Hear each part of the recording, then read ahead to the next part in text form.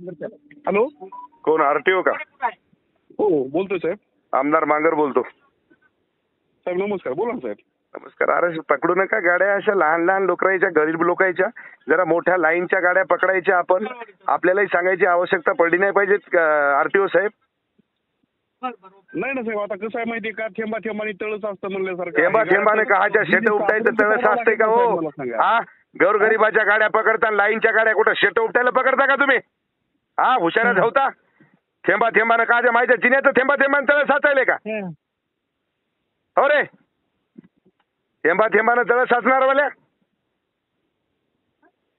Hello, गोरगरिबाला लुटायचं करायचं आणि चांगल्या लाईनच्या गाड्या सोडून द्यायच्या. मलिदा तिकडून भेटला की 20 किलोच आणि इकडे गोरगरिबाच्या मायला घोडे लावायचे का? हे धंदा आहे का तुमचा? हो रे, आता असं बोलल्यावर मी काय बोलणार साहेब? अशा बोलल्या नाही. पीएचडी आहे म्हणलं याच्यात.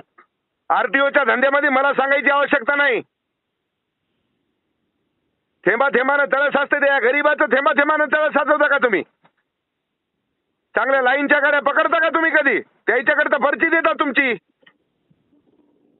आगाव नाटकं करू नका. ती गाडी सोडून द्या साहेब. गाडी त्या शेतकऱ्याची नाहीये. काय शेतकऱ्याची नाही म्हणता? शेतकऱ्याची गाडी आहे म्हणूनच त्यानं लावून दिला ना फोन. बाबळी शेतकऱ्याची गाडी आहे.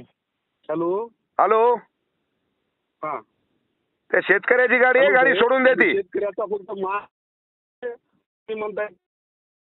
इकडं ऐका आरटीओ साहेब, गाडी सोडून द्या.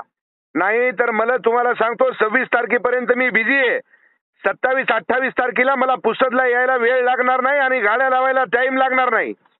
जेवढ्या गाड्या लागतील तेवढ्या गाड्या तुम्हाला सांगतो. मला माहिती आहे तुमची काय परिस्थिती राहते आरटीओची.